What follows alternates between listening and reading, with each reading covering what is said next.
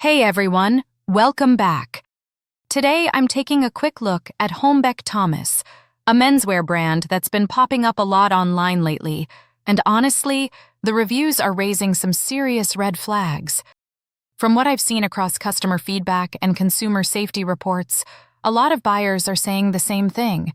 What arrives just doesn't match the ads.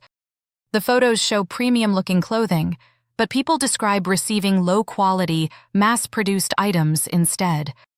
Another big issue is shipping. Many customers report long delays, sometimes 4 to 8 weeks, since orders often seem to ship from overseas warehouses. And returns? That's where things get even more frustrating.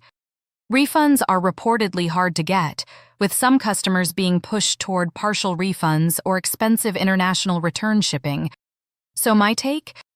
I'd be very cautious before ordering.